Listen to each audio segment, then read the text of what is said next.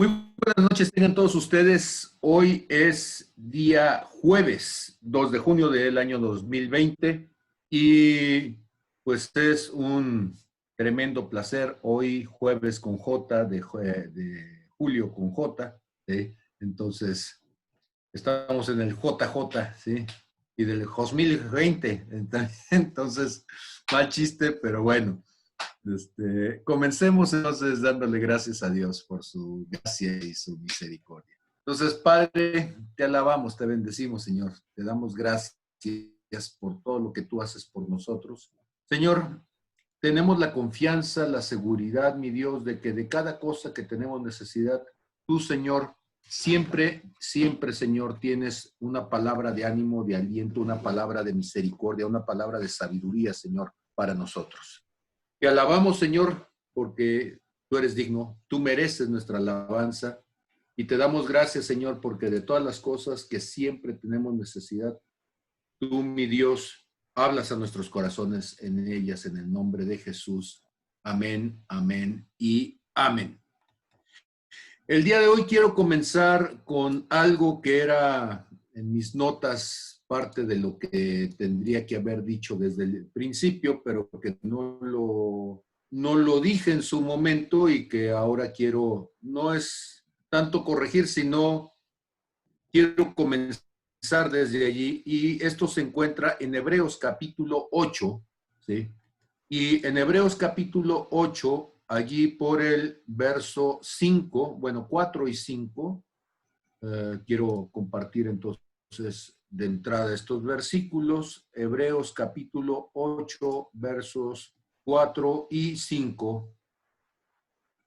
Y nos dice entonces: así que si estuviese sobre la tierra, hablando de Jesús, ni siquiera sería sacerdote, habiendo aún sacerdotes que presentan las ofrendas según la ley. Y está hablando entonces de lo que va a implicar la ley, de lo que van a implicar los símbolos en el templo, de lo que va a implicar el libro de Levítico con todas sus reglamentaciones. Dice: las cuales sirven a lo que es figura y sombra de las cosas celestiales, como le advirtió a Moisés cuando iba a erigir el tabernáculo, diciendo: mira, haz todas las cosas conforme al modelo que se te ha presentado o que se te ha mostrado en el monte. Y entonces yo quisiera que en esta noche comenzáramos primeramente reflexionando un poco qué implica el uso de un modelo. Cuando hablamos de modelación, de lo que estamos hablando es de utilizar de manera simbólica, de manera referencial, algo que nos ayude a entender otra cosa cuya naturaleza, cuyas características son más complejas al entendimiento. Y entonces Dios es un Dios que usa modelos. Decir que se usa un modelo es decir que utiliza algo como ejemplo, algo para mostrar, algo para que podamos saber y entender de lo que está hablando y que no lo podemos ver o entender directamente. Y entonces cuando nosotros hablamos de estas cuestiones, de estos modelos, de lo que nosotros estamos hablando, ¿sí? En el griego es la palabra tupos. Tupos significa algo que ha sido golpeado, labrado, diríamos nosotros, ¿sí? De ahí viene la palabra tupir. Yo sé que cuando dice uno esa palabra, uno piensa que es un término más cómico, o sea, te voy a tupir a golpes. No, de hecho, la palabra tupos significa eso, significa darle, golpear a alguien. Tupirlo es llenarlo de golpes. Y recuerden ustedes que Dios le había pedido a Moisés que todo lo que se pusiera como mueble en el tabernáculo fueran de labranza, o sea, que no fueran fundidos y puestos en moldes para darle la forma, sino que fueran tupidos en oro. ¿Me estoy explicando? y entonces agarras un puño, un pedazo de oro que es muy maleable, agarras un martillo, agarras algún instrumento para utilizarlo, no como cincel, sino como un instrumento de dar forma y empiezas a golpear, entonces habrá partes que lo hagas con el martillo directamente y habrá partes donde lo hagas con una herramienta de apoyo y en cada golpe lo que vas haciendo es vas presionando, vas generando con ese golpe una deformación de la figura original para que vaya tomando la forma de la figura que quieres darle. Debió de haber sido una técnica dificilísima porque de un pedazo de oro, sin darle, bueno, darle una figura o una forma de fundición, así se hizo el candelero de 7 puntas, así se hicieron los querubines que estaban en la parte superior del arca, que se llama el hilasterion, que significa asiento de misericordia. Imagínense ustedes qué tan complicado es que tenía una plancha, una tapa de oro sólido y sobre ella tenía unos querubines, pero los querubines no habían sido fundidos, o sea, no se había utilizado, insisto, oro calentado hasta que se volviera líquido y puesto en un molde, que esto lo hubiera hecho mucho más fácil, no, sino que de una sola pieza hubo que estar golpeando y golpeando y golpeando el oro para darle la forma a los querubines, pero también para darle la forma a la tapa, y ese fue un trabajo extraordinario de los orfebres que hicieron este trabajo, ¿sí? Y entonces la palabra tuplo, que significa golpeado, tupo, perdón, que significa golpeado, amartillado, se utiliza para poder dar la analogía de una forma, una estatua, por ejemplo, ¿sí? O una figura, un modelo de algo. Ahora, debemos de entender que la estatua, yo sé que esto que voy a decir suena muy tonto, pero denme oportunidad de ir empezando por ahí. La estatua de un caballero sobre un caballo no es el caballero y el caballo, es la imagen de. Por lo tanto, en la imagen, el artista está tratando de resaltar los rasgos, las características que desde su punto de vista sean más significativas para poder mostrar algo. Y entonces, por ejemplo, en la cuestión ecuestre, en lo que es las estatuas que se tallan y en la obra ecuestre, no tiene el mismo sentido un caballo que está sobre sus 4 patas a un caballo que tiene una sola pata levantada o 2 patas levantadas o incluso que está sobre 3 patas levantadas para que se pueda mantener. Normalmente lo que se hace es ponerle una figura de apoyo a un lado, que puede ser un árbol, o puede ser una roca, o puede ser un algo para que se puedan ver entonces las patas, ¿sí? Y no, el número de patas levantadas tiene que ver con el valor en la batalla o tiene que ver con el momento de triunfo, y entonces las estatuas ecuestres, dependiendo de las patas levantadas, bueno, indican algo. ¿Qué significa? ¿Que en realidad el caballo tuvo siempre las patas levantadas? No, significa que es una forma de simbolizar un momento en particular. Puede ser que a la persona que está sobre el caballo, pues en ese momento está con el brazo levantado con una espada o con el brazo levantado con un banderín. Para la gente que está allá en Compostela, enfrente de la iglesia de Compostela tienen un personaje allí medio raro, ¿sí? porque está medio deforme Santiago, el de Compostela, ¿sí? Ahora, ¿qué significa? Que es un modelo, que el Santiago de veras estaba menos cabezón y estaba probablemente el caballo un poco más grande, porque parece que el caballo es un pony, ¿sí? Y que la cabeza de la estatua era de un cuerpo más grande o le quedó chico el cuerpo y el caballo. Entonces, finalmente lo que quieren simbolizar es algo. Seguramente quiere decir que Santiago de Compostela, según la representación que está ahí en la plaza, era un hombre tan inteligente que no le cabían las ideas en la cabeza. La revelación que tenía de parte de Dios era tanta que por eso está cabezón. Y entonces simbólicamente la forma que podían hacer para decir que tenía revelación era esa. No sé. Pero lo cierto es que cuando nosotros estamos hablando de algo simbólico, de lo que estamos hablando es de la representación que tiene cierto, cierto caso, cierto hecho de la vida y que queremos resaltar en algo la forma en que se debe de entender. Y entonces, a este tipo de modelos, ¿sí? Dice entonces este libro de Hebreos ahí en 8:5, conforme al modelo, al tupos que se te ha mostrado.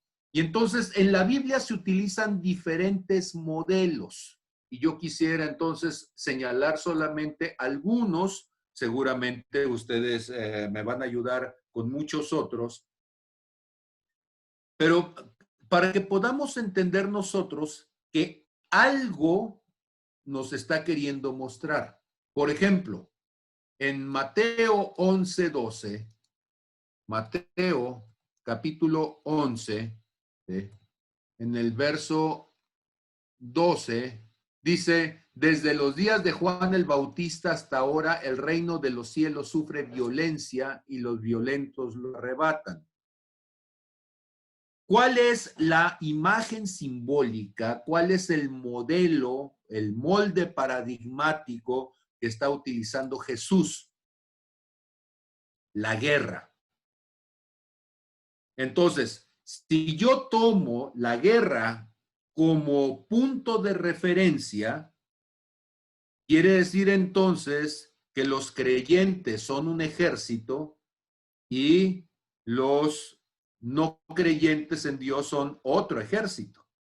Que la fe es una batalla, que Satanás es el enemigo, que están organizados en forma de cuadrillas, que el enfrentarse todos los días genera heridas, contiendas, que hay heridos y aún muertos. ¿Sí me estoy explicando? Porque se toma entonces todos los símbolos de lo que es una guerra y se trata de llevar el mundo espiritual a entender las relaciones de la guerra y con ello entender las relaciones de lo que estamos tratando de describir. ¿Sí? Entonces, el reino espiritual puede ser una guerra, ¿sí? Podríamos decir, por ejemplo, que también el reino de los cielos es semejante a una siembra. Y Jesús entonces habla del sembrador y dice que el sembrador salió a sembrar y que al momento de que sembró, entonces hubo semilla que cayó junto al camino, semilla que cayó entre los espinos, semilla que cayó entre las piedras, semilla que cayó y se la robaron, se la comieron las aves del campo, y hubo una semilla que logró fructificar, y aún como había tierras diferentes o condiciones diferentes, hubo semillas que dieron 30, 60 y al 100 por uno. Entonces, aquí es una figura paradigmática distinta. Ahora ya Satanás no es el enemigo. Ahora Satanás son las aves del cielo que se roban la semilla. Las circunstancias entonces no son el campo de batalla, sino son los espinos y las piedras. Podríamos pensar, por ejemplo, en que el reino de los cielos, esto se encuentra acá en Mateo capítulo 22, en el verso 12, dice, el reino de los cielos es semejante a un rey que hizo bodas de fiesta para su hijo y envió a sus siervos a llamar a los convidados a las bodas, mas estos no quisieron venir. Y entonces, utilizando la figura de la boda del hijo del rey, Dios es el rey, el hijo es el que se casa, Jesús finalmente se casa con la iglesia. Habrá quien es la invitada o sea, habrá la persona que está desposada, habrá los invitados a los que les llama y que vengan para celebrar con él. Y en esta imagen entonces, en el símil de esta imagen, el pueblo de Israel son los convidados a la fiesta que no quisieron. Habrá entonces algunos de ellos que incluso golpean y lastiman, ¿sí?, y matan a sus mensajeros. Los mensajeros son los profetas. El pueblo de Israel son estos perversos que mataron al mensajero. Y los invitados que no estaban en la lista inicial, pero que terminan yendo a la fiesta de bodas, son los mendigos, los pordioseros, los que no eran invitados primeramente. Y hay por allí alguien que entra sin estar vestido para las fiestas de la boda, y ese es el chiliquis. Siempre hay un chiliquis por allí, y entonces allí en Mateo 22 está el chiliquis metido, colado, el gorrón, ¿sí? Entonces, cuando nosotros empezamos a ver este tipo de ejemplos, de figuras, nos damos cuenta de cómo Dios, de una u otra manera, siempre está hablando en forma de símiles. No todos los símiles nos permiten figuras igualmente afortunadas.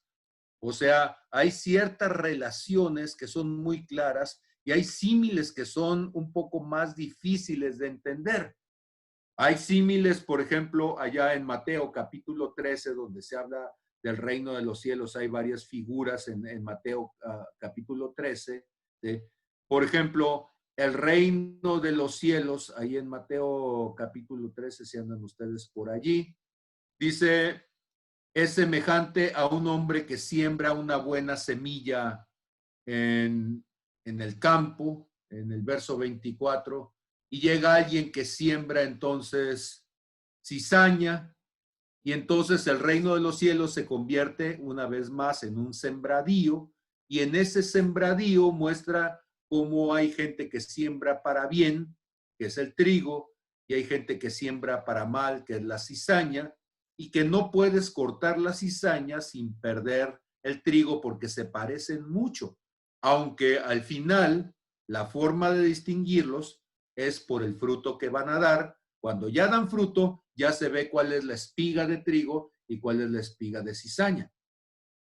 O, por ejemplo, ¿sí?, el reino de los cielos, dice allá por el verso 31, es semejante a un grano de mostaza y a la levadura. La levadura simboliza el pecado porque hay fermentación, y el grano de mostaza, que es una semilla pequeñita, va a dar como fruto a un arbusto grande donde las aves llegan y reposan. Entonces, una vez más, es un símil que no nos permitiría usarlo para hablar de la guerra, no nos permitiría hablar de las relaciones de familia, pero es un símil que nos sirve para hablar de las relaciones de producción, o sea, el resultado, la consecuencia de la ley de la siembra y la cosecha, lo que tú siembras, ¿sí?, y cómo eso que tú siembras va a dar como resultado algo que es agradable o desagradable a Dios, ¿sí?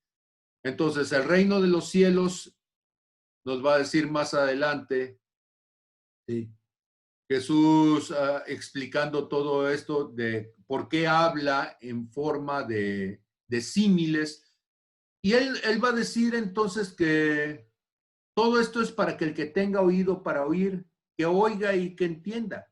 Y entiendo que los símiles que utiliza con campesinos, pues probablemente a los pescadores no les sean tan claros, y los que utiliza para hombres de guerra quizá no sean tan claros para los mercaderes, y cada uno tiene una dimensión y tiene una limitación.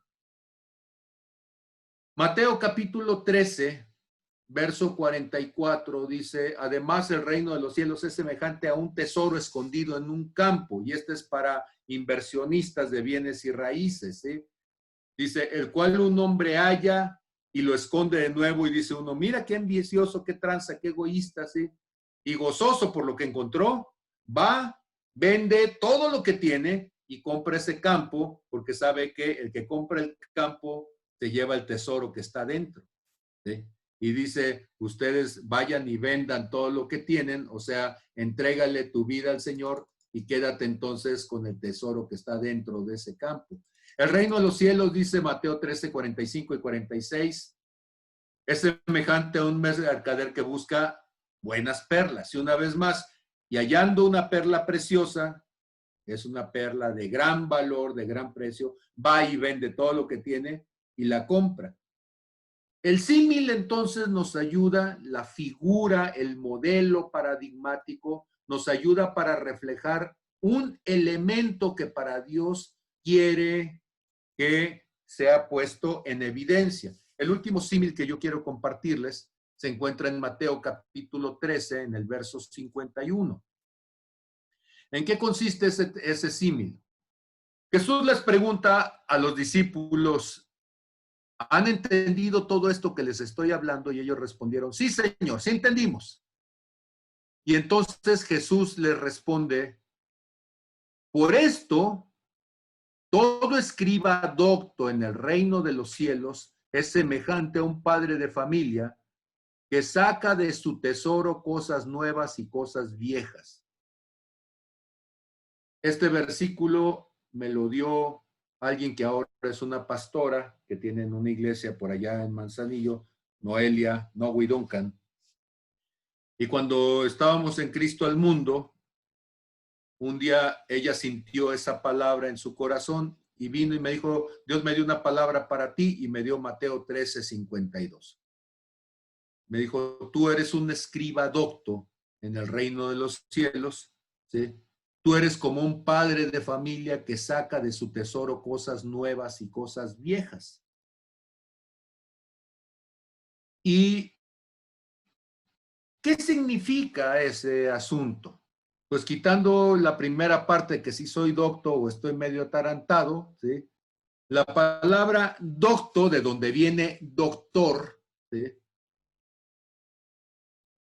Es el participio activo, y no creo que estoy leyendo, lo que pasa es que lo he dicho tantas veces en las clases de doctorado, que siempre les digo, ¿de dónde viene la palabra doctor? Doctor viene del participio activo, del latín doctus. Doctus significa enseñar y docto es enseñado.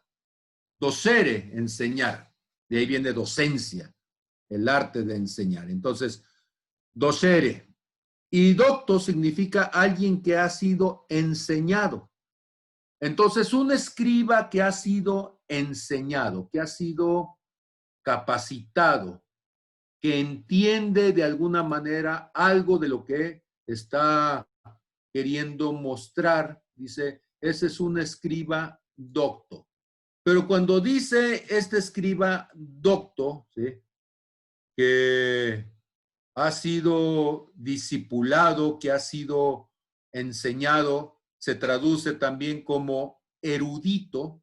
Entonces, los que están estudiando el doctorado están estudiando para ser eruditos, lo cual implica que se ponga a estudiar. No viene por embarrarse una pomada en la cabeza, no viene por una inyección, no hay pastillas para eso, no hay píldoras y menos supositorios, así que póngase a estudiar. Esto se hace a la manera antigua y tradicional, entonces hay que leer, ¿sí?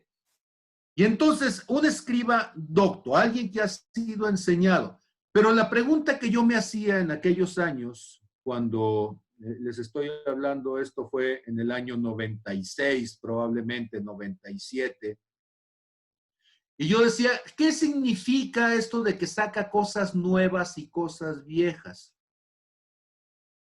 Un padre de familia, o sea, alguien que está enseñando a sus hijos. Ese es el contexto que está diciendo. Entonces, utiliza un modelo paradigmático. Dice, imagínate un padre de familia enseñando ¿a quién? Enseñando a sus hijos. No está enseñando a los alumnos, no está dando una clase magistral en la escuela, está enseñando a sus hijos.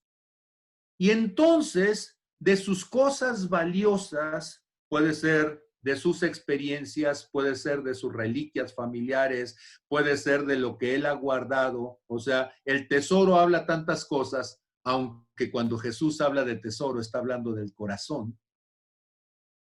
Y entonces él dice, saca cosas nuevas y cosas viejas. Lo que está tratando de explicar el padre de familia, algo diferente para que sus hijos entiendan algo que no habían entendido. ¿Cómo te lo explico? Pues te lo explico de la misma manera en que lo has escuchado siempre. Y entonces el chiquillo dice, eso yo ya me lo sé, ¿sí? Ese cuento yo ya me lo sé. No, mira, es que, no, ese ya me lo sé. Y entonces el padre de familia, para poder explicar algo de una manera diferente y traer luz, traer revelación, traer entendimiento sobre un pasaje, sobre una virtud de Dios, sobre un área de desarrollo, lo que hace es utiliza nuevos ejemplos para hablar de las mismas cosas de siempre. ¿Estamos de acuerdo? Ahora, si ustedes notan, nosotros en la congregación no utilizamos el Corán para enseñar verdades espirituales, ni utilizamos los Vedas, ni utilizamos tampoco el libro de Chilam Balam, ni utilizamos la Biblia negra, mucho menos todavía. ¿Qué utilizamos? El mismo libro de 1187 capítulos, que es la Biblia. Siguen siendo los mismos 39 libros del Antiguo Testamento y 27 del Nuevo Testamento. Siguen siendo los mismos 66 libros de toda la Biblia. Seguimos hablando de las mismas personas, con las mismas circunstancias, con las mismas situaciones. ¿Qué pasaría si el padre de familia siempre dice lo mismo y en los mismos términos? Hay un momento entonces en donde el hijo se puede quedar atorado y dice, ya me lo sé todo, ¿sí? Como aquel joven que llega con Jesús y le dice, Señor, ¿qué debo de hacer para alcanzar la vida eterna? Y Jesús le dice, bueno, ve y cumple los mandamientos. ¡Oh, Señor! Ya, calma, ya. Eso yo ya me lo sé. Yo todo eso ya lo puedo hacer. Y entonces el escriba docto saca de su tesoro cosas viejas y cosas nuevas y le dice, ya te lo sabes, pues ahora aplícalo. Ve y vende todo lo que tienes, regálaselo a los pobres y ven y sígueme. Y entonces el otro dice, no, ya reprobé. ¿Sí? Porque cuando te cambian, bueno, hay un momento en donde tú crees que te sabes todas las respuestas y entonces Dios te cambia las preguntas. Y cuando Dios te cambia las preguntas, entonces de repente ya dices, caray, ¿eso de qué se trata? Muy bien. ¿Por qué comienzo así? Bueno, gracias, y lo digo, no comento el nombre, porque finalmente fue una conversación en privado, pero yo agradezco muchísimo que puedan ustedes hacerme saber cuando algo no suena tan libre, que suena forzado, de repente podemos estar sintiendo que se está forzando la escritura, porque en los nuevos símiles que está uno buscando para expresar una verdad espiritual, de repente puede sonar que se está torciendo la escritura. Entonces, gracias a quien tiene la libertad de poderme hacer saber que no suena muy natural la interpretación. Y entonces, por eso es importante precisamente este tipo de grupos.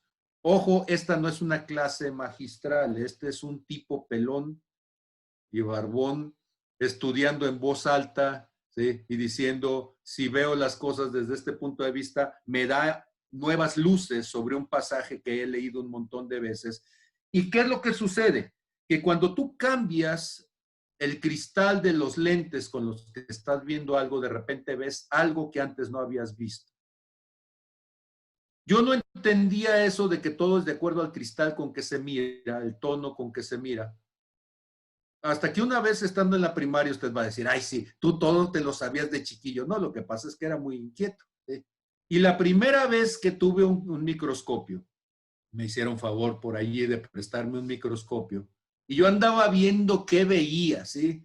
A todo le quería ver ahí qué había adentro, y había cosas que eran muy gruesas, no las podía ver, ¿sí? Y entonces dije, ah, ya sé, lo más fácil, ¿cuál es? Pues un salivazo. Y entonces agarré una, una lámina de cristal, una patina, y le puse, no me acuerdo cómo se llama, un portaobjetos. Y entonces ya le eché el salivazo y lo puse, bueno, pues no quiero hacerse la larga, ya le puse la tapita, y ahí estoy tratando de ver, y no se veía nada, y yo dije, bueno, pues qué de emocionante le ponen a esto, pues, ¿eh? Porque yo escuchaba que ahí se ponían a ver y a ver, y entonces me dice mi tío Clodoaldo, que era maestro de biología y que era quien me estaba prestando su microscopio, y me dice, es que hay cosas que necesitas ponerle un color de contraste. Y con el color de contraste vas a ver cosas que ahorita no puedes ver. Ahora, significa que vas a cambiar de alguna manera la condición natural de la saliva, porque a menos que seas de los Avatar de la película esa del chonguito, pues no eres azul, ¿sí? O a menos que seas pitufo, tampoco te va a salir la saliva azul. Entonces, ¿qué es lo que hizo mi tío? Sacó azul de metileno. Y con azul de metileno tomó una gotita pequeñita, ¿sí? Así en cuanto lo más pequeñito con la punta de un alfiler, y con eso lo puso sobre la saliva. Volvimos a tapar y ¡oh maravilla! Ahora con el azul de metileno, que era un color de contraste, pude ver cosas que con la simple saliva yo no podía ver. Ahí fue donde empecé a entender por qué Dios hablaba en metáforas y utilizaba figuras de contraste. Porque con esas figuras de contraste estamos haciendo una visión, es cierto, artificial, porque la saliva no es azul, insisto, pero que me permitía ver cosas que no se veían. Años después, cuando me empezaron a hacer estudios en el cerebro para poder saber qué tenía, si tenía una malformación o había otra persona viviendo ahí arriba, y entonces me empezaron a hacer escaneos cerebrales. ¿Cuántos de ustedes saben que para poderte hacer ciertos escaneos te dan a beber algunos líquidos que son de contraste? O sea, te dan a beber eh, líquidos que están ionizados.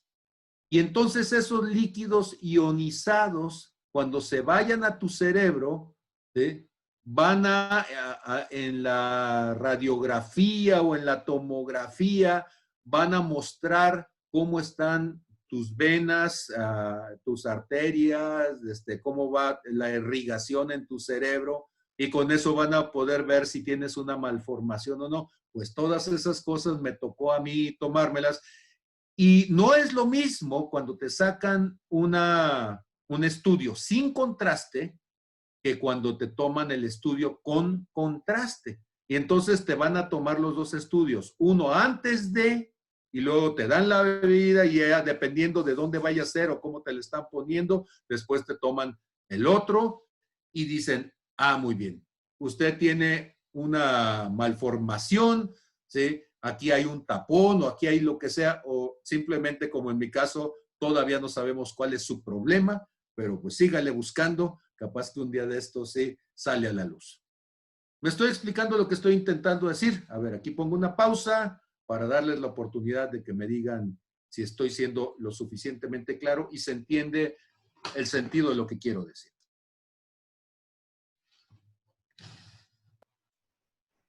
Me gustaría opinar, en mi experiencia, cuando a mí me hacían los estudios del cerebro, me inyectaban gadolinio.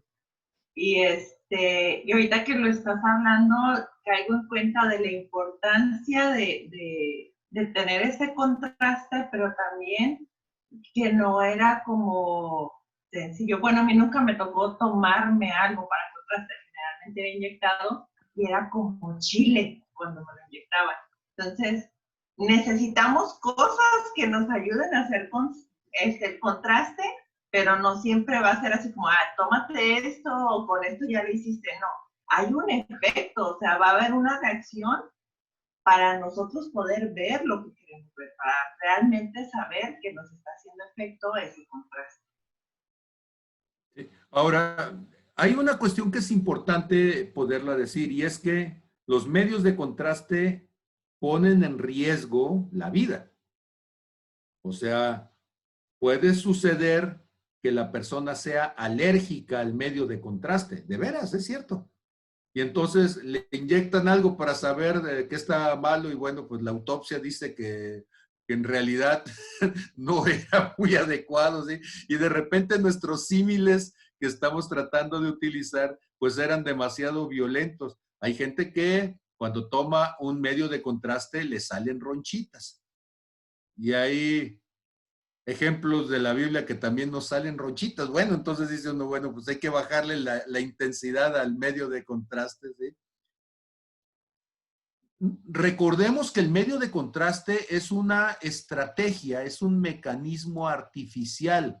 Vuelvo a insistir con el azul de metileno para la salivita o insistiríamos con, en este caso, ¿cómo se llamó, Mili, lo que te daban a ti? Gadolinio. Gadolinio. Entonces, gadolinio inyectado. Y entonces dices, hay un riesgo. ¿Y cuál es el riesgo? Bueno, pues te pueden hacer el estudio 2, 3 veces y te lo tienen que hacer con una cierta densidad y si es de más, puede ser venenoso, te va a doler la cabeza, va a enchilar, pero son estudios que se hacen con la intención de mostrar algo que es importante encontrarlo o ver si no existe, simplemente. Y no era algo que se puede como inyectar nada más, como decir ahorita y a la hora te volvemos a inyectar. De hecho, una vez me quedé atorada en la máquina y me dijeron que me lo tenían que volver a hacer porque no salió lo que esperaban y era hasta el otro día porque no me podían volver a inyectar gadolinio. Y entonces, por qué lo comento? Porque quizá el símil que utilicé de embarazo espiritual puede sonar o pudo sonar forzado para algunos. ¿Qué era o qué es lo que estoy intentando hacer? Sé que es una situación de riesgo meterles gadolinio espiritual, ¿sí? Y que de repente una figura como fuera de lo que típicamente podríamos pensar de las que ya están puestas en la palabra, nos puede llevar a un punto límite, a un punto extremo, ¿sí? Y entonces lo comento porque sí se vale decir no me gustó el ejemplo, sí se vale decir me metió en crisis. Y también se vale que yo les diga, no es una doctrina, solamente estoy diciendo, bueno, si lo ves desde este punto de vista, surgen situaciones interesantes, surgen relaciones interesantes que nos llevan a pensar en la palabra de Dios en una dimensión diferente, cosas nuevas y cosas viejas, a las que típicamente podemos ver. Y entonces eso me lleva a la segunda cuestión. Bueno, no sé si estamos de acuerdo con este asunto de por qué los modelos, para qué nos sirve, por qué utilizar un medio de contraste, o sea, un modelo, y cuando hablo de un modelo, estoy hablando de un molde paradigmático, y un paradigma es la forma en que interpretamos la realidad. Y entonces hay modelos paradigmáticos que nos llevan a entender la Biblia de una cierta manera. Decíamos, la guerra. Entiendes la Biblia de una cierta manera bajo el contexto de la guerra. La familia. Entiendes la Biblia de una cierta manera bajo el modelo de la familia. Si dijéramos la escuela, entonces entiendes las situaciones difíciles como cuando tienes que pasar el examen y tienes que reprobar y volver a hacerlo y esforzarte para ir pasando de año e ir graduándote finalmente y demás. Entonces, son modelos paradigmáticos distintos y cada uno nos puede revelar más o menos detalles de la vida espiritual. Lo importante es que entendamos que son aspectos hermenéuticos, de interpretación, que no podemos volverlos una doctrina espiritual en el sentido de decir, es que si no lo entiendes como yo digo, no, no solamente estamos diciendo, veámoslo desde una perspectiva que nos dé luces y sombras para poder ver en una dimensión más profunda. Ok. Quiero saber si hay comentarios para poder pasar entonces a el siguiente punto de reflexión sobre todo esto. Acuérdense que vamos, esto es como los buzos, vamos metro a metro profundizando. A ver, Neftalí.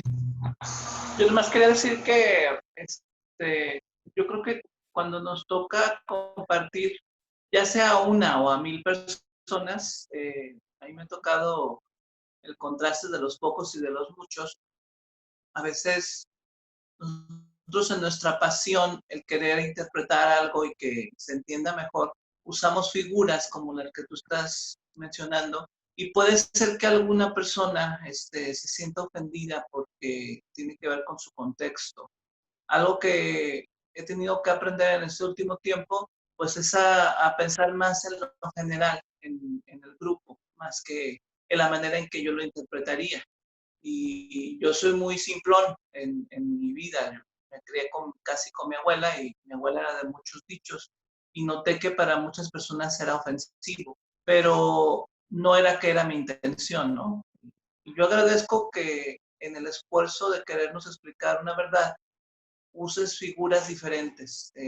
Sí, también para mí fue no conflictivo, fue difícil poderte seguir el rollo y más porque empezaste a meterte como en un asunto medio difícil para mí de entenderlo, pero yo agradezco que se busquen diferentes figuras porque también me toca hacerlo muchas veces y yo sé lo complicado que a veces es para uno el explicar lo que Dios está hablando. Sí. ¿Alguien más para comentar? Y ahorita comento sobre lo que está diciendo Neftalí. Seguía Lorepa. Lore, Magdalena. Estoy lista. ¿Me oyen? Listo, Lore. Sí, adelante. Sí. Miren, yo como ahorita estoy en la asignatura de escatología, entonces sí me he dado cuenta mucho de cómo Dios habla de el tiempo final con una mujer de parto. También las 10 vírgenes, las parábolas, Mateo 24, y cómo hay diferentes posturas. Por ejemplo, los tribulacionistas, los preminialistas, los postminialistas, los tribulacionistas, y cada uno con sus características muy propias. Y Daniel, se basan unos en Daniel, y casi el Apocalipsis ni lo tocamos. Están debatiéndose sobre las 7 semanas de Daniel. Entonces, para mí, en este caso, llevándolo a lo que vimos la semana pasada, no me fue difícil, porque estoy en un quebradero de cabeza peor. No sé si me entiendan, porque cada uno de los expositores que pone su panorama de cómo va a ser el final y el milenio y cuánta cosa, yo pensé que al estudiar esa materia me iban a decir, esto pasa así, y que el rapto, y que esto, y que esto otro, y que no, hay posturas y de hombres, y luego dice allí, tengan mucho cuidado de ser un juicio. Son gente santa que ha vivido, que se ha reunido, que ellos explicaron esto en esta época, por esto otro. Entonces, pues, no, pues esto fue facilito para lo que estoy enredada yo acá. ¿Sí me entienden? Es todo.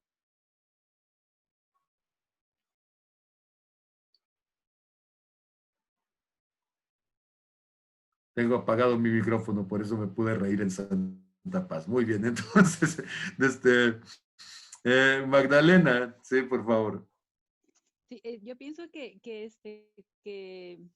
sí es muy bueno la metodología de usar símiles, pues porque pues Jesucristo las usaba precisamente porque para explicarnos las cosas espirituales a nosotros que las cosas celestiales a nosotros que nunca las hemos visto, ¿verdad? ¿Cómo hacernos entender las cosas que no hemos visto? Pues con símiles o con analogías, porque eh, eh, ten- no tenemos nada con qué comparar las cosas celestiales.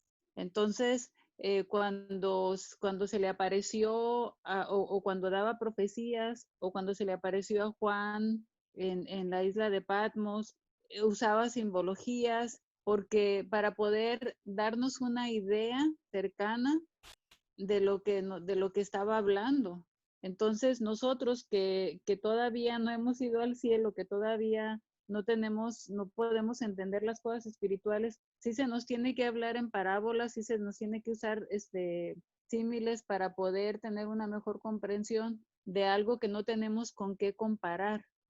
Y creo que sí es un arte que tenemos que aprender todos, como consejeros y pues yo también soy maestra, entonces los que somos maestros también es un arte que sería muy bueno que la aprendiéramos y creo que los símiles que usas la mayor parte del tiempo son muy claros. Gracias. Ok.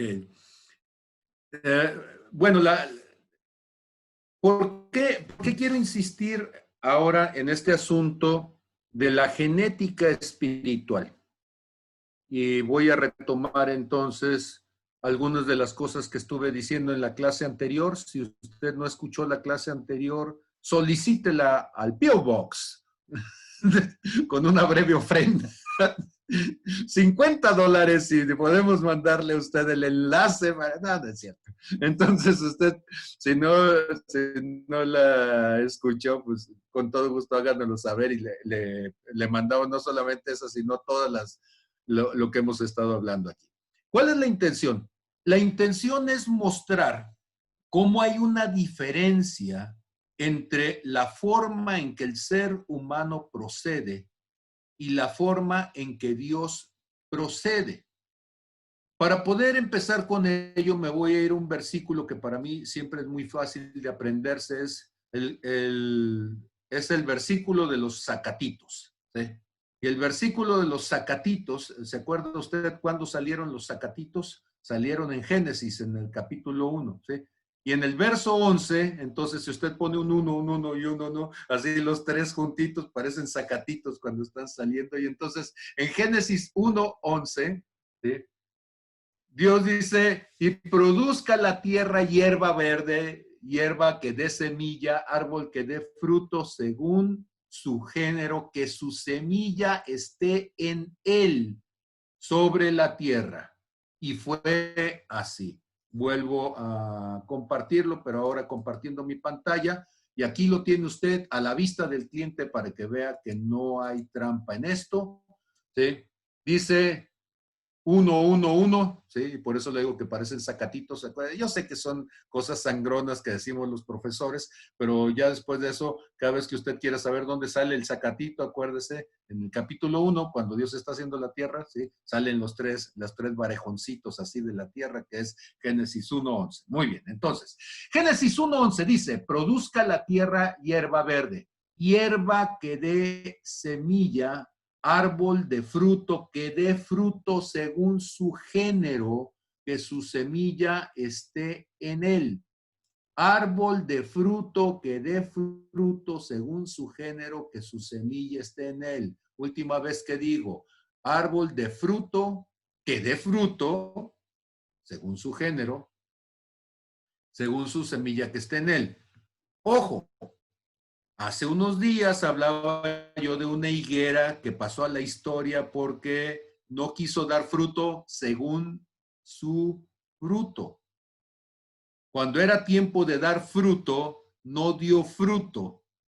Y no quiero hacer un trabalenguas, pero cuando Dios te dice que tú des fruto, es porque eres árbol de fruto que da fruto según el género que está en ti. O sea, la semilla está puesta en ti para que des el fruto que Dios quiere que des. ¿Me estoy explicando? O sea, Dios no es injusto, no hay trampa en esto. Y entonces, ¿cómo le hace Dios para que un árbol dé limones?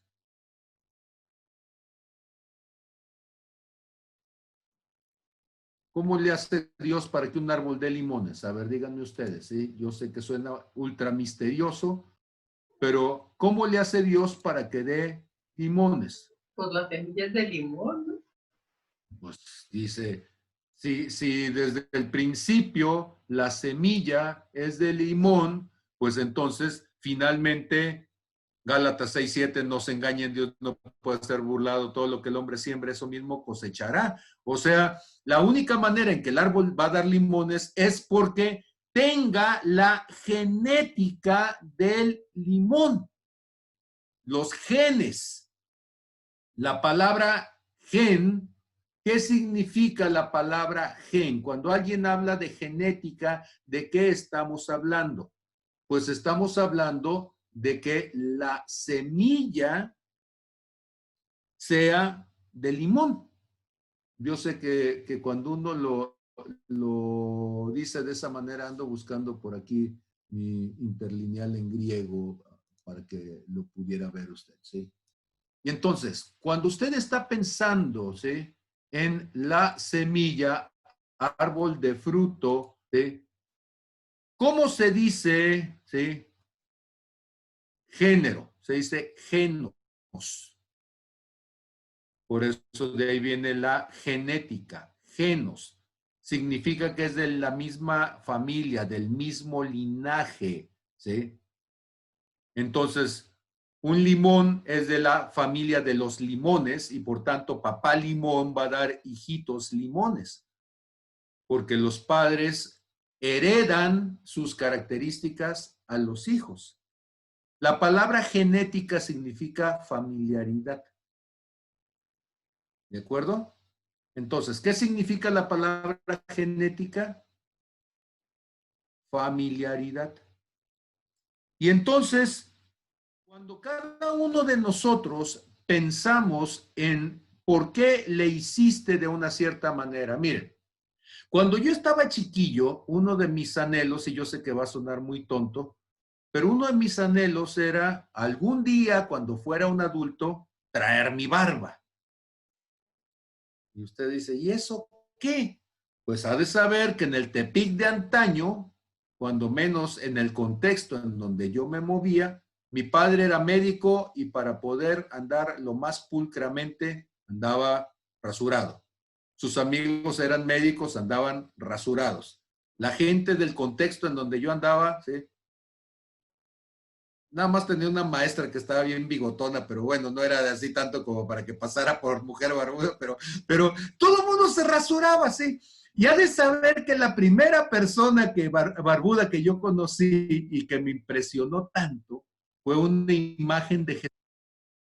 Entonces recuerdo haber ido a la primera comunión y allí en ese lugar con los monjes agustinos, estaba ahí en el Carmen, los del Carmen son monjes agustinos, y tenían una imagen de un Jesús con una sonrisa muy agradable. Era un hombre joven, vigoroso, varonil, de 33 años, que es cuando él está en su ministerio, en el apogeo de su ministerio, antes de morir. Hay unos niños que están allí como diciendo, dejad a los niños que se acerquen a mí, y están el puño de chiquillos a los cuales se les ven de espaldas, yendo hacia él, y está Jesús con los brazos abiertos, con una sonrisa como diciendo, vengan pequeños, así como diciendo, les voy a hacer cosquillas, ¿sí? Una sonrisa y una cara, su pelo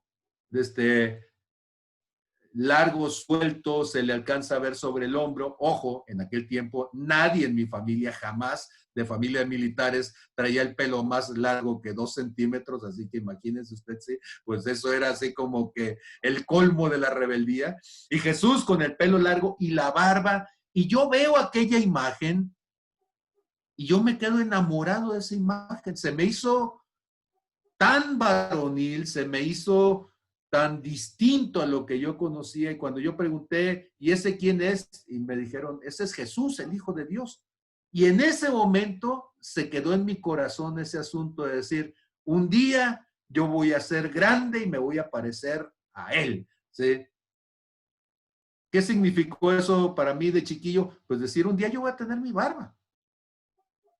Ahora, yo no sé si esto que estoy diciendo suena muy tonto, pero ¿sabe usted cuántos chiquillos están frustrados porque cuando crecen y sobre todo cuando se dio esta moda de parecer leñador canadiense, ¿sí? Donde todo el mundo traía la camisa, no sabían ni agarrar un martillo, ya no digo un hacha, ¿verdad? Pero salían así como si fueran leñadores con la camisa de franela, así, los pantalones de mezclilla y la barba así como de que lo andaba persiguiendo el oso grizzly y así barbones y decir, ese es masculino, ¿verdad? Oliendo a testosterona.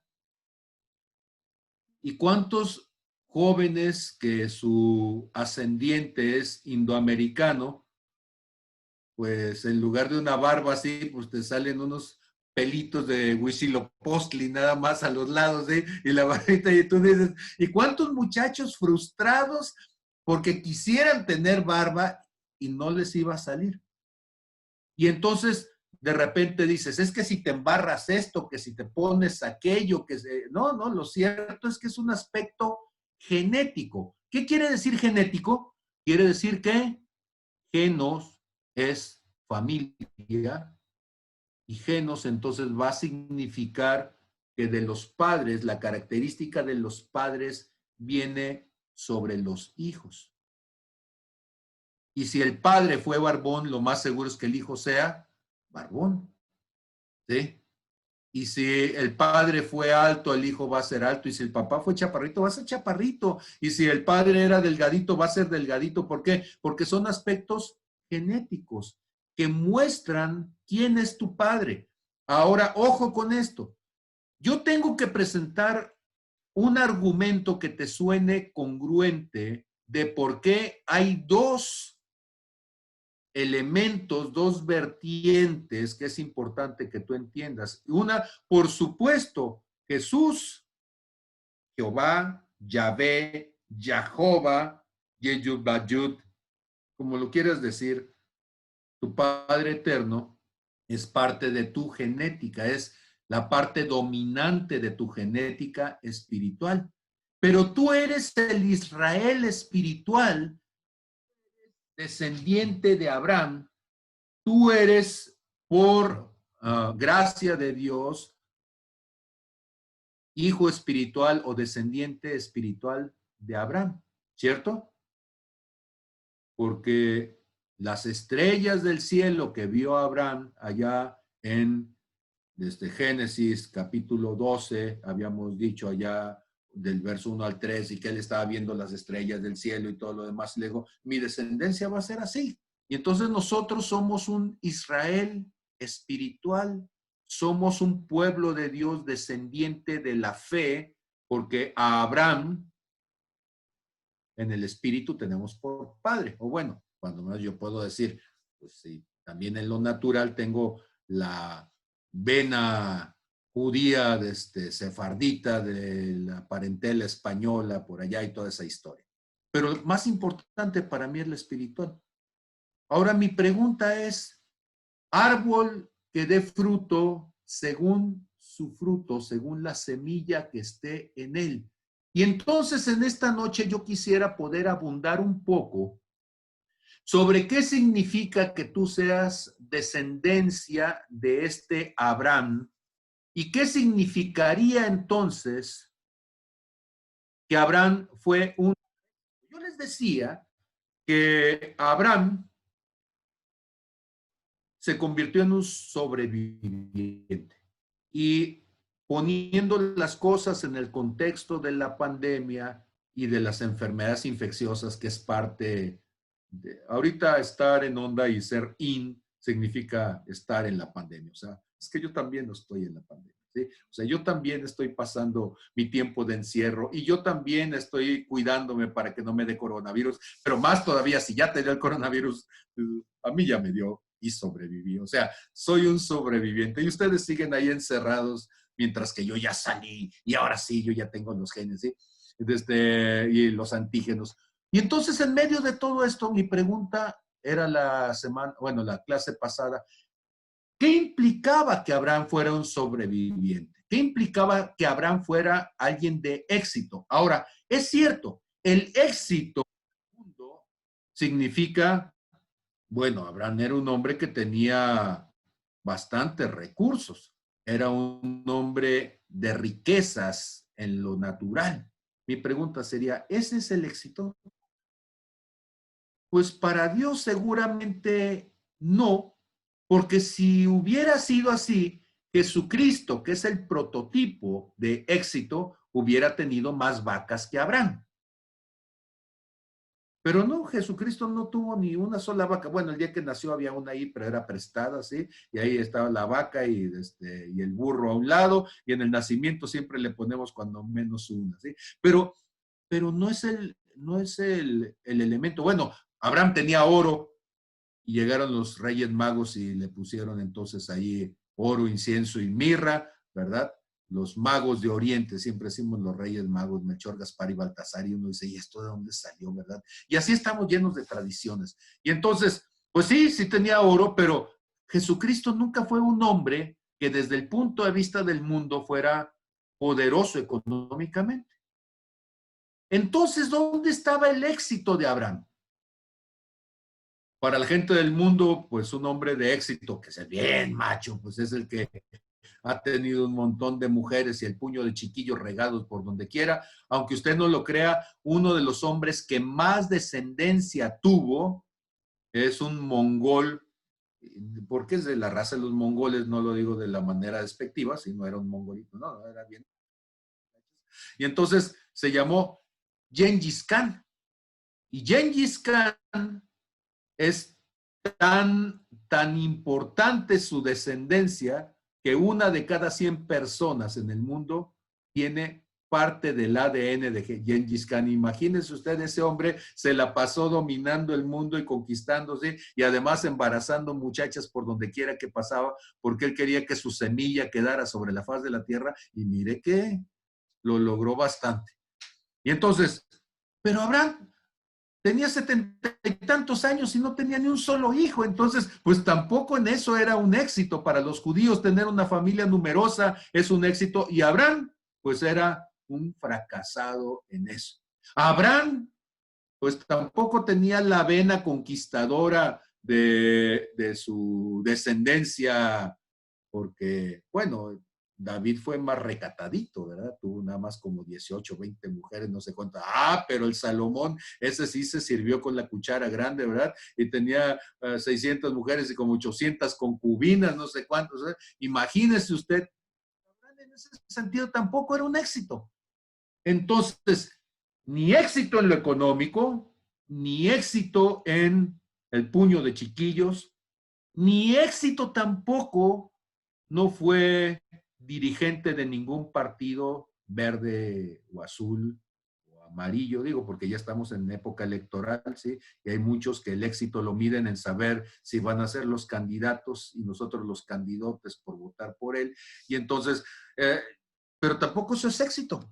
Llegar a ocupar un lugar político y vemos que Abraham no fue representante ni diputado ni senador de nada, entonces tampoco fue eso. Tampoco tuvo ningún doctorado, porque el doctorado no quita lo tarado, ya lo hemos dicho un montón de veces, ¿sí? Y entonces, pues tampoco fue el éxito. Y entonces, ¿dónde está el éxito?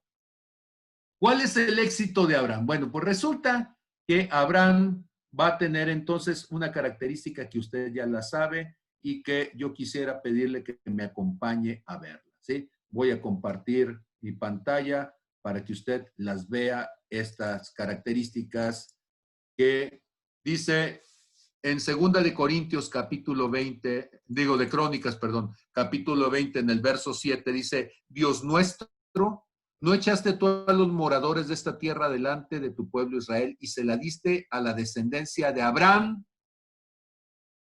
tu amigo? Segunda de Crónicas 27, Abraham, tu amigo. Isaías capítulo 41, verso 8, nos dice, pero tú, Israel, siervo mío eres, tú, Jacob, a quien yo escogí, descendencia de Abraham, mi amigo. Tercer versículo, para que no digan que eso es el Antiguo Testamento, y como todo lo del Antiguo Testamento es malo, y entonces tenemos que decir, no, aquí tiene usted en Santiago capítulo 2, verso 23, cuando dice, y se cumplió la escritura que dicen, Abraham creyó a Dios y le fue contado por justicia y fue llamado amigo de Dios. Abraham, mi amigo. Ahora, noten ustedes que para Dios hablar de amistad es hablar de una condición diferente, pero no tiene que ver con lo que Abraham hizo, no tiene que ver con lo que Abraham acumuló, no tiene que ver con la manera en que el mundo veía a Abraham, tiene que ver con la actitud que tenía Abraham para con Dios. Escúchenme. El éxito en el mundo es por lo que haces. El éxito en el mundo es por lo que tienes. El éxito con Dios es por la actitud que manifiestas. No tiene que ver lo que tienes, no tiene que ver lo que haces, tiene que ver la actitud hacia Dios. En el libro de Job, capítulo 22, verso 21, lo voy a escribir por aquí, capítulo 22, en el verso 21. Usted lo que va a encontrar es esto. Vuelve ahora en amistad con él y tendrás paz y por ello te vendrá bien. Pero si yo lo leo al revés, está bien, yo sé que leer la palabra al revés, alguno puede decir que es subliminal, ¿sí? Pero no, o sea, lo que estoy diciendo, si comienzo en la última idea, y la última idea dice, por ello te vendrá bien. Para el mundo, ¿qué significa te vendrá bien? Para el mundo significa alcanzarás el éxito. Para el mundo significa lograrás aquello que todo mundo quisiera. Para el mundo significa serás altamente bendecido. Y si lo decimos además hablando en lenguas, prosperarás, ¿sí? Y entonces ya podemos entrarle a la doctrina de la prosperidad, ¿sí? Pero, ¿cuál es el asunto? El asunto está que si usted se fija, el por ello te vendrá bien, está escrito en forma de consecuencia, no como causa. Es la consecuencia, es la parte final de una serie de elementos donde el éxito no es lo que haces, el éxito no es lo que tienes, el éxito es la consecuencia de, por eso está al final. Y entonces me fijo anteriormente, ok, la idea anterior a te vendrá bien al éxito, ¿sí?, es esto que tenemos aquí, cuando me dice, y tendrás paz, y tendrás paz, ¿ok? Ya tengo aquí, y tendrás paz. La paz implica entonces tranquilidad, la paz implica entonces armonía, la paz implica entonces descanso, porque tú puedes ser alguien que está en la lista de los 500 del Forbes, ¿sí? Y ser el narcotraficante más famoso de México y del mundo. Por ahí está ahorita pasando unas vacaciones en Nueva York, ¿sí? Pero, ¿y qué pasa con la paz? Tienes dinero, pero no puedes disfrutarlo. No estás en paz. Tú puedes tener poder siendo enemigo de Dios. Sí.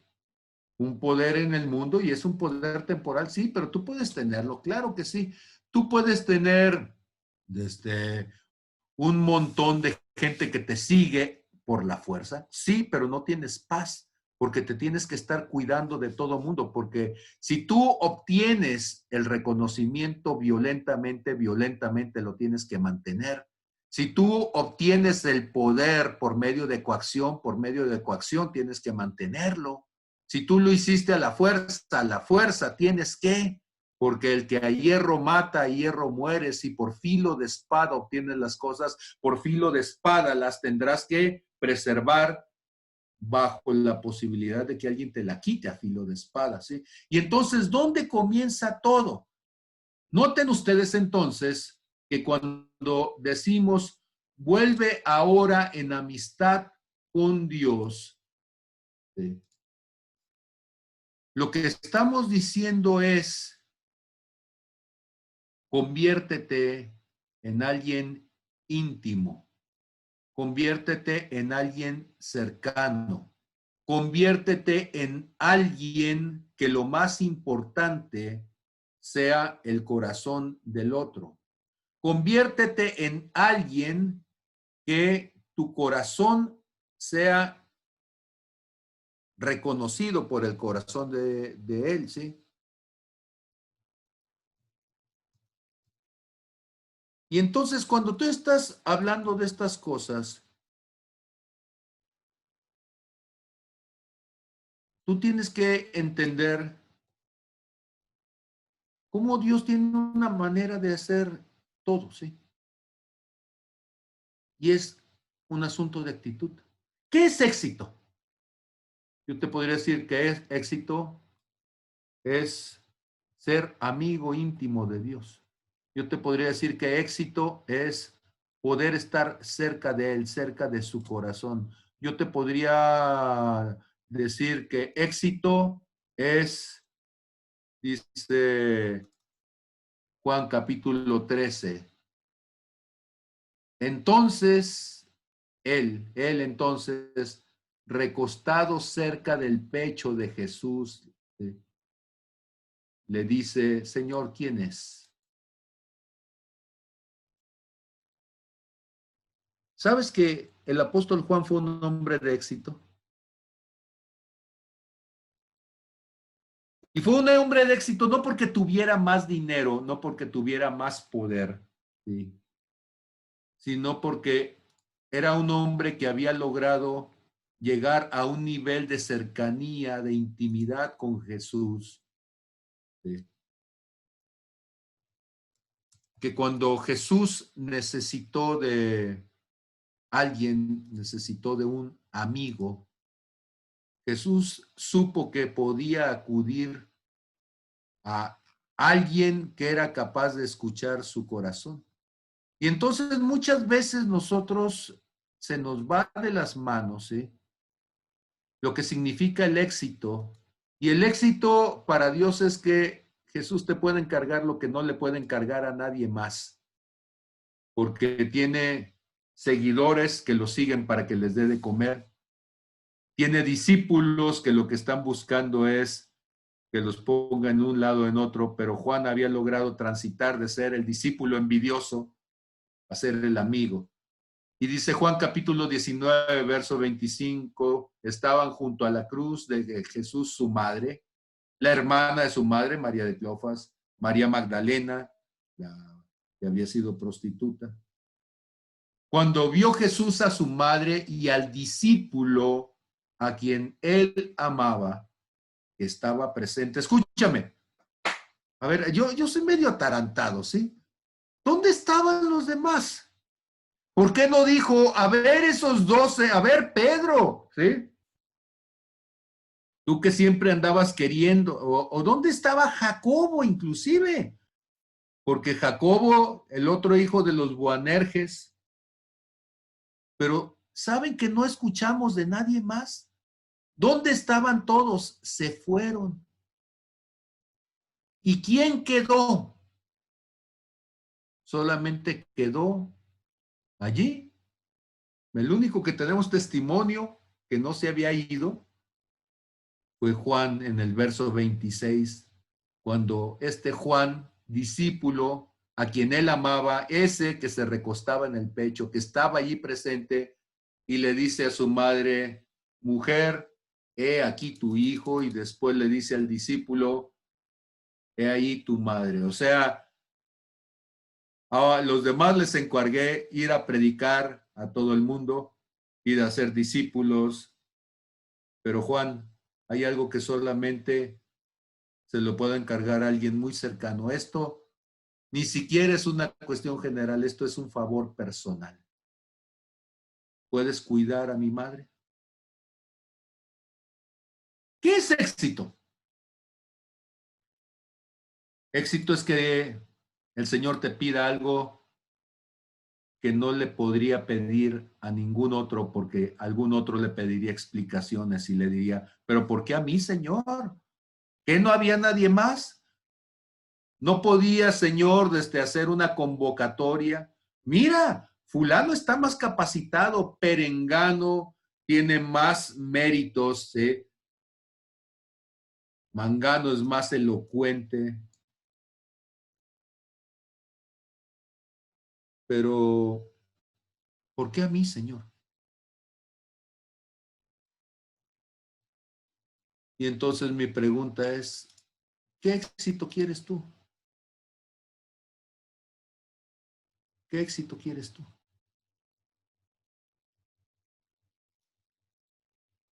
Porque muchas veces nosotros no nos damos cuenta, ¿sí? De cómo hay tanta gente que lo que está buscando es una oportunidad para escapar, mientras que otros que tienen el corazón de prostituta, yo quiero un corazón de prostituta, como el de María Magdalena cuando va al sepulcro, y mientras a Tomás el Dídimo tiene que decirle, ven, acércate, mete tu dedo en la llaga y date cuenta de que soy yo. A María Magdalena le tiene que decir, déjame porque tengo que ir al Padre. O sea, y la otra está agarrada, enchinchada, como garrapata agarrada, diciéndose, no te voy a dejar ir, ¿sí? ¿Qué es éxito? Éxito es cuando eres tan cercano y tan íntimo que el Señor te tiene que decir, déjame, ¿sí? Porque todavía tengo algo que hacer. Yo sé que me podrías dejar agarrado y atrapado, pero escúchame, todavía hay un plan del Padre y todavía tengo que hacer un montón de cosas, ¿sí? Sé que me amas, ¿sí? ¿Sabes qué es éxito? Éxito ser el primero que va a correr a la tumba. Y mientras unos más aplatanados y necios llegan y ven la tumba vacía, a ella le toca ver al resucitado. Eso es éxito.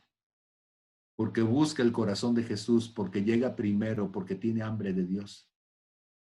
Éxito es cuando Dios te revela cosas que probablemente nadie más va a saber y que Dios te dice, pero no se lo digas a nadie todavía, ¿sí? Como se lo dijo a Juan, el discípulo amado, cuando le está revelando los tiempos antes del fin, y él lo entiende y él dice, pero tienes que sellar el libro. Esto te lo dije a ti porque tú y yo somos cuates, ¿sí? Pero este es un secreto que tú no se lo puedes decir a nadie, ¿sí? Pero tú ya lo sabes. Éxito es que Dios te revele el árbol de la vida, es que Dios te permita ver el libro de los sellos. Éxito es que tú puedas ver a los 4 seres vivientes y que estés allí y puedas decir, y vio uno semejante al Cordero. Éxito es que puedas entrar a donde nadie más entraba porque eres íntimo y mientras a todos los demás los deja fuera, a ti te diga, ven, vamos con la hija de Jairo, que está dormida y la voy a despertar, ¿sí? Y mientras todos los demás están afuera, él diga, mira, fíjate cómo se hace esto, ¿eh? Ponte listo, ¿sí? Porque ahorita la vamos a despertar. Éxito es que Jesús se vaya al monte de la transfiguración y que diga, solamente pueden ir 3 conmigo, y dentro de esos 3 vayas tú. Me explico lo que es éxito. Éxito es que Abraham, de todo el Antiguo Testamento, todos eran siervos, pero solamente uno era Abraham, mi amigo. Yo quiero ese éxito. No quiero otra cosa. No me interesa otra cosa. Si tú piensas que éxito es tener una iglesia de miles, yo no quiero ese éxito. No me interesa tener cientos ni miles. No me interesa tener cientos de libros escritos. No me interesa tener cientos de likes. No me interesa tener un programa con un montón de seguidores. Y lo digo con todo respeto, pero no me interesa tener una medalla de YouTube o una medalla de lo que sea. No me interesa. Para mí eso no es éxito. Para mí éxito es que Él me diga lo que nadie más ha escuchado, aunque suene raro. Que se lleve conmigo de piquete de ombligo y pellizco en la nalga. Para mí éxito es que se burle de mi pelona, ¿sí? Y que me diga, sí, pero no tiene las barbas como las mías, ¿sí? Yo no sé cómo se lleva Él contigo, pero para mí éxito es decir, Él es mi amigo, Él es mi cuate, ¿sí?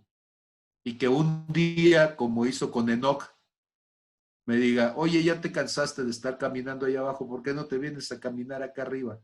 ¿Sí? Seguramente lo va a hacer un día de estos que los talones me duelan y no pueda caminar y las rodillas ya no me den y me va a decir, vente a correr acá, ¿sí? Y me voy a ir a echar unos kilómetros allá arriba sin que me duela nada, ¿sí? Éxito, ¿sí? Es eso. Y si yo hubiera tenido que escoger de todo el Antiguo Testamento, de dónde iba a salir el podito para este árbol, de dónde me iban a injertar, aunque él lo sabía, ¿sí? Yo hubiera dicho, del que tú creas que es más cercano a ti, y él iba a decir, de Abraham, mi amigo. Ahí está el gen que yo quiero reproducir. Fe es lo que te lleva a ser amigo de Dios. La amistad es la prueba máxima de la fe. Amén. ¿Qué dicen ustedes de todo esto? Viene Lore. Yo creo que me da el clavo porque ahora me acuerdo cuando los veintitantos años que pasé con la ansiedad esa que traía, que no estaba en paz y todo. Y pues mi papá pues me compraba las cosas y ya hasta me llevaba a la iglesia apostólica y a orar antes de irme a trabajar y todo. Pero era una ansiedad tremenda. Y ahorita en medio de la pandemia y, y yo tan tranquila aquí con pues feliz en el encierro, yo muy contenta. Entonces esto es una bendición, porque si tú estás enfermo con cualquier enfermedad, se te va todo tu dinero en un 2x3. Y pues estoy bien y doy gracias a Dios por haberme quitado esas telarañas de mis ojos y por haber sanado mi alma y la sigue sanando, la sigue, pero esto es un éxito que se vive, que es una felicidad que incomparable. Mi hija me dice, mami, ¿me irán a dar el cambio Tepic? Obviamente que la amo y la quiero, pero pues no sé, estoy tan confiada en Dios que si se lo dan, yo sé que si es de Dios se lo va a dar y si no, pues no. Pero tengo paz, estoy tranquila y me siento feliz de estar en claves y aprovechando, perdón, pero Magdalena dijo la clase pasada, dijo una cosa, que tuviéramos cuidado de quién nos ministra, algo así. O sea, y quiero aprovechar este espacio, perdón, para decirles que claves No, con unción es una cosa donde Dios te sana, donde Dios llega hasta lo donde nadie puede encontrar, porque les digo, yo estudié y me metí a la psicología y todo eso. Y hay gente que ni siquiera es psicólogo y luego toma una maestría con algo de psicología y ya quieren dar clases y todo, pero no son de formación. Y hablando humanamente, pero no está el No sé si poder soy el divino de único, pero Dios. Sí, esto es éxito. Oír algo bajo la unción del Espíritu Santo. Gracias. Amén. Gracias, Lore. Hubo un momento en donde no te pude escuchar, perdón. En Jeremías capítulo 20, versos 7 al 9.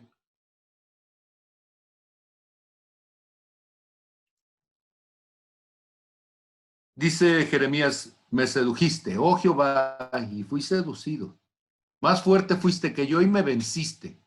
Cada día he sido escarnecido, cada cual se burla de mí, porque cuantas veces hablo, doy voces, grito, violencia y destrucción, porque la palabra de Jehová me ha sido para afrenta y escarnio cada día. Y dije, no me acordaré más de él, ni hablaré más en su nombre. No obstante, había en mi corazón un fuego, ¿sí?, como un fuego ardiente metido en mis huesos. Traté de sufrirlo, traté de aguantarme, traté de echarlo fuera de mí y no pude. Yo anhelo eso, ese éxito. Neftalí, te escuchamos.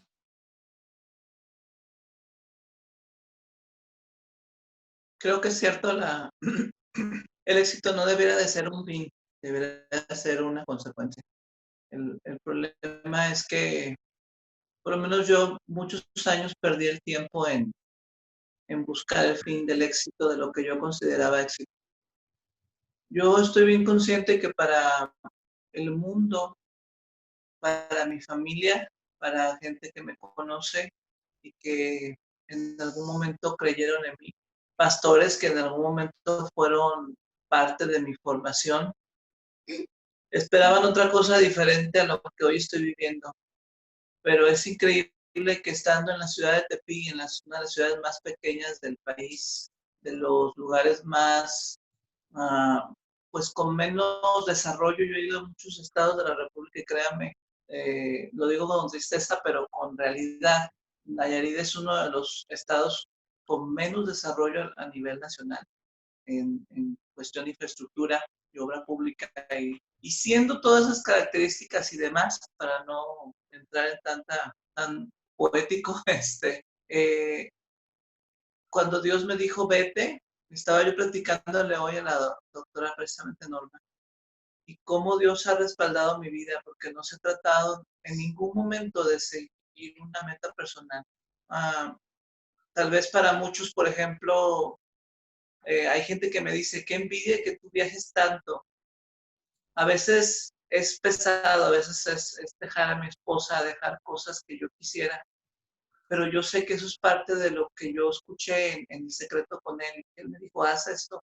Y a veces se han abierto puertas que yo ni creí que se fueran a abrir, pero yo entiendo que eso es parte de un plan de él, pero en realidad es una consecuencia de lo que él me habla, de la manera en que vivimos él y yo, platicando de cosas. Y honestamente lo que más valoro en mi vida en este tiempo de cuarentena, si algo volvía a retomar, es que pues no podíamos salir, no podíamos hacer muchas cosas, pero si está él, lo tenemos todo. Y está su presencia, si está su respaldo. Si siento que lo que estoy viviendo, la manera en que estoy viviendo, él está en medio de eso, con eso es suficiente, aunque parece que no sucede nada, o aunque suceda mucho. Eso no determina. Amén. Gracias, gracias, Magdalena, te escuchamos. Estuvo muy bonita la clase. Me quedé así como flotando porque pensando pues en ser, en ese éxito que estabas describiendo, y estaba pensando, pues sí, el éxito de Jesucristo fue ser crucificado. ¿Quién pudiera pensar que en los parámetros del mundo ese no es un éxito, porque sería como lo vencieron, lo crucificaron, y en realidad ese fue el éxito suyo. Y, y es difícil para nosotros que estamos en este mundo muchas veces mantener los pies y la mira en ese éxito que es vivir de acuerdo a los parámetros de Dios, porque siempre van a estar en contra de los parámetros del mundo, y el mundo todo el tiempo te va a estar diciendo, perdedora o perdedor, porque no estás viviendo de acuerdo a tus, con, con ese tipo de éxito que el mundo ve, ¿no? O sea, no tienes, no has alcanzado ese nivel económico, socioeconómico de fulano y sutano y mangano y perengano. Y yo creo que nos tenemos que estar recordando siempre, siempre, siempre lo que es el éxito para nosotros, porque nosotros no somos de este mundo. Y nuestro éxito va a ser así como el de nuestro Señor Jesucristo. Y el mundo no lo va a entender. Y con que lo entendamos nosotros es suficiente. Así es. No, tampoco le toca al mundo entenderlo, ¿sí? O sea, realmente, aún si lo entendieran sin vivirlo, seguiría siendo necio, ¿sí? Entonces, las cosas del mundo, dice el apóstol Pablo cuando habla con la iglesia de Corinto, son locura para el mundo. Y no las puede entender porque se deben de discernir espiritualmente. Entonces tú dices, ¿cómo es posible que quedarte en este rancho, ¿sí?, sea un éxito? Y tú dices, bueno, si para Dios Abraham se quedó en el encinar de Mamre, que era un rancho peor todavía, y para él fue un éxito, entonces, pues realmente está bien, ¿sí? Para Dios, Noé, que solamente pudo alcanzar a su esposa, sus 3 hijos y sus 3 nueras, para Dios fue un éxito, y tú dices, está bien, ¿sí? Para Dios, Jeremías, que fue un profeta que nadie escuchaba y que lo quisieron matar y terminó rechazado, y fue un éxito para Dios, tú dices, está bien. Entonces, realmente, para mí está bien, ¿sí? Entonces, alguien diría, bueno, es que en tu clase nada más se conectan 15. Yo digo, no, pues se conectaron más que los que se conectaban con Noé. Entonces, pues, soy digno de envidia para él, diría. Entonces, está bien, ¿sí? En santa paz, todo una bendición. Berta, te escuchamos. Sí, gracias. Pues algo precisamente de lo que, pues cuando vuelvo a hacer a renovar una vez más, pero creo que esta vez ya más en serio con Dios, era que precisamente yo le decía a Dios, quiero que así como me enamoré, sentí enamorarme tantas veces de una persona y entregaba todo mi ser, quiero enamorarme de ti, que tú me enamores y que mi vida esté totalmente a tu servicio, sin cuestionarte, sin, sin preguntarte, que simplemente lo que tú me digas, obedecerlo y hacerlo, sin cuestionamientos. Y pues creo que Dios, bueno, ese día Dios me respondió y empezó a hacer grandes cosas en mi vida, y las ha seguido haciendo desde ese momento. Y pues de ahí he seguido caminando. Hace rato platicaba con una hermana en Cristo y le decía yo, ahora ya no me importa si, le decía yo, aún sigo teniendo luchas donde de pronto sí llegan pensamientos donde me dicen, estás sola, la mayoría están en Tepic, allá se pueden visitar tal vez entre ellos, se llaman por teléfono, o no sé, cosas así, ¿no? Que negativas, que el enemigo quiere sembrar en mi corazón, pero algo que Dios me ha enseñado y ha trabajado mucho precisamente en que sembró esa semilla de amor en mi corazón, que inmediatamente ya cuando viene ese tipo de pensamientos, digo, ¿sabes qué, Satanás? No me importa si nadie más me habla, no me importa si nadie me busca, mientras Dios no se olvide de mí, con eso estoy feliz. O sea, si es Dios el único que se conecta conmigo, con eso está feliz, con eso estoy bien. O sea, ¿por qué? Porque es el único que importa que está en mi vida. Podrá no haber nadie, pero si Dios está conmigo, es más que suficiente. No me hace falta nada más. No le tengo miedo a la pandemia, no le tengo miedo a nada. Y me decía esta hermana, ¿cómo que no le tienes miedo a la pandemia? Pero si mira, la esposa del pastor está súper gravísima, se está muriendo y no sé qué. Sí, pero si está en Cristo y sabe a dónde va, ya cuál es el miedo. Ya sabemos a dónde vamos, todos nos vamos a morir algún día, ¿por qué tener miedo? Dice, te oyes diferente, tú no hablabas así. Le digo, no, es que yo era de las que, o sea, y tú me conoces y algunos, Loren me conoce, yo era de las que me tiraba al suelo, o sea, me tiraba y feo al suelo. Hacía que me recogieran con pala y con escobita porque nadie me levantaba.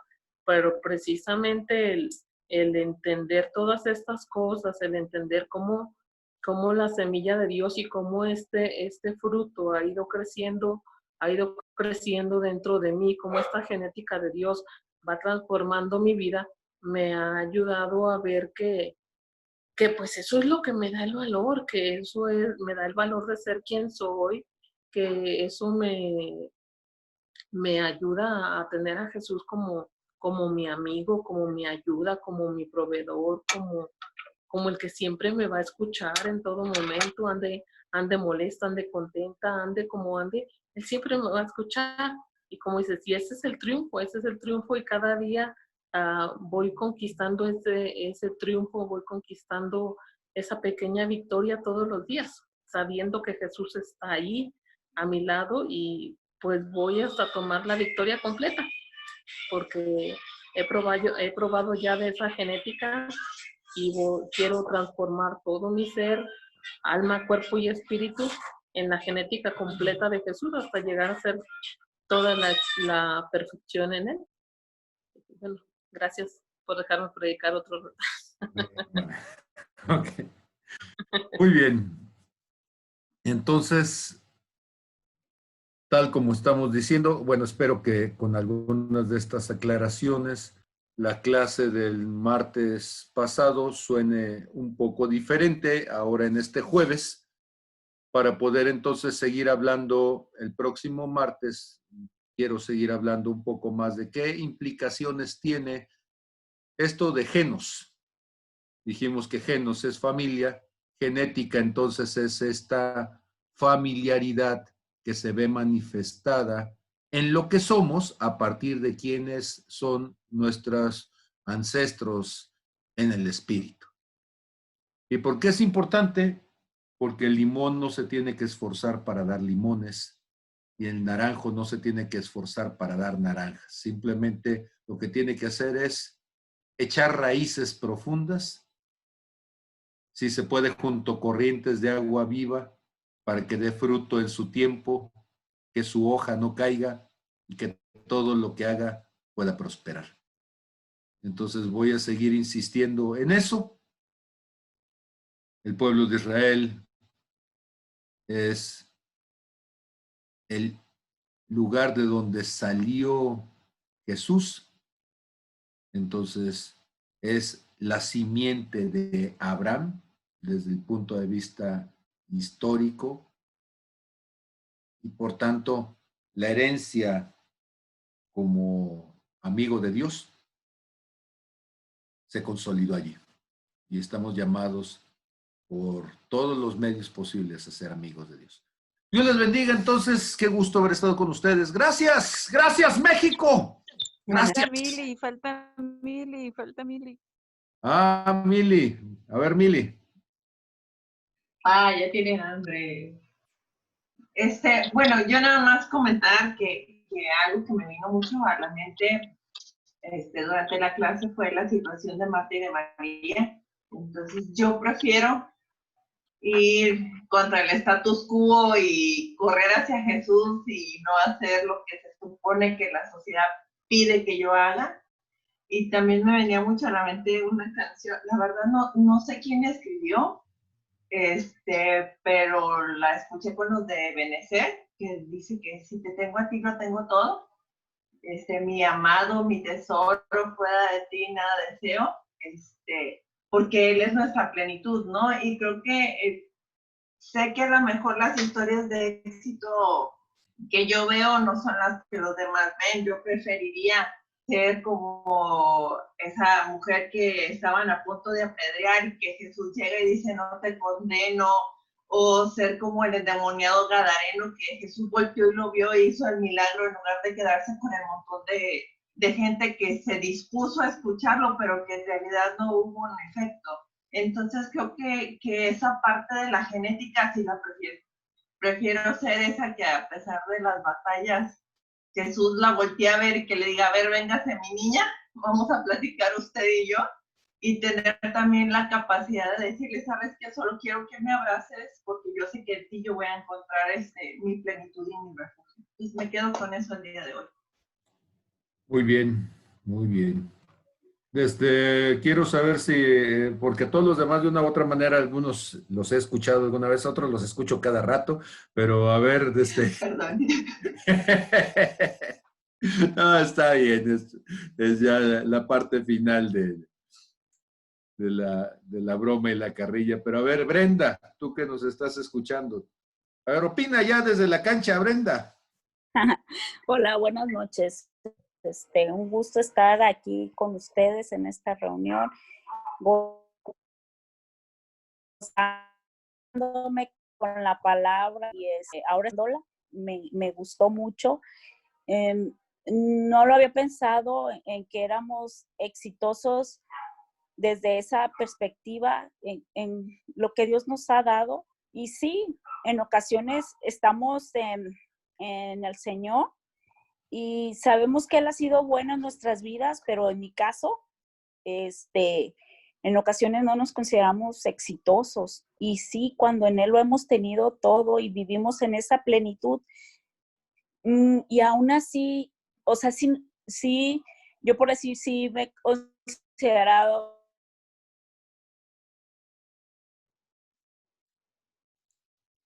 amor nos ha dado el Padre, ¿no? Para ser considerados hijos de Dios, porque nos ha considerado sus hijos, pero aún así, en ocasiones como que nos alejamos del término de hijos, de amigos, de lo que decías ahorita, o sea, de amigos, como que sí sabemos que estamos en Él, pero como que en rato se nos olvida esa intimidad con Él, ¿no? Y mucho más el sentirse exitosos el día a día, el afán, las tribulaciones, y se nos olvida esa parte y el amor que tiene de considerarnos exitosos. Y es la verdad, en Él lo tenemos todo y podemos gozarnos y levantar nuestra cabeza, porque dice la palabra que Él es el que levanta nuestra cabeza. Y si estábamos caminando con la cabeza agachada, pues hoy estaba, o sea, saboreaba esa palabra de decir, sí, realmente somos exitosos, porque en Él pues lo tenemos todo, pero en ocasiones se nos olvida, incluso caminamos por el mundo y bueno, ahorita como coronavirus, pues Dios nos ha hecho como que iguales más a todos, porque antes cuando no estaba coronavirus como que sí estábamos, o por lo menos a mí me pasaba, no sé a ustedes, que bueno Dios, ¿y por qué los que no te buscan tienen esto? ¿Y por qué nosotros que te buscamos estamos luchando por esto? Y ahora, cuando hay coronavirus, bueno, Dios como que nos pone a todos ahora sí en el mismo nivel, ¿no? Todos encerraditos y bonitos en sus casitas, pero nosotros encerraditos y aquí bonitos, pero sí podemos tener ese gozo, ¿verdad? Que nuestro éxito y lo que tenemos, pues no depende de ninguna circunstancia, pues, sino de Dios. Y me gustó mucho la palabra, la verdad, Pablo, gracias, la disfruté mucho. y me acuesto con esa nueva visión de que realmente eso sí somos exitosos, aunque nos hemos sentido de muchas formas, como te digo, amados, amigos, más que vencedores, pero en esa parte no lo había visto, pues, desde exitosos. Me gustó mucho, es un placer estar con ustedes, compartir con ustedes sus opiniones y pues bueno, ¿verdad? Dios les bendiga. Saludos y gracias a todos. Pues gracias a todos. Qué privilegio haber estado juntos. Qué bueno que hayan disfrutado en la clase. Pues yo les animo entonces a que conviertan esto en vida para que no solamente se convierta en una predicación, sino que sea una vivencia profunda espiritual en ¿Sí cada me uno de nosotros. escuchaban? Porque ahorita, ¿sí me escuchaban? Sí, la Ah, parte ok. donde me heredaste todos tus bienes, esa no me quedó muy clara, pero luego lo platicamos. Porque ahorita que quise entrar, dije, ay, ¿tenía el micrófono o no lo tenía? No sé si lo tenías prendido. Ah, ok.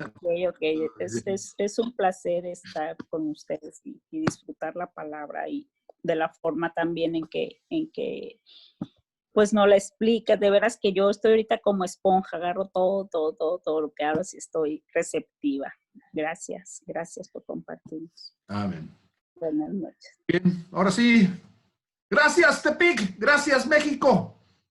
Sí. Nos despedimos. Sí. Dios los bendiga a todos. Gracias, buenas noches, buen provecho. Bendiciones. Gracias. Qué gusto haber estado con ustedes. Amén.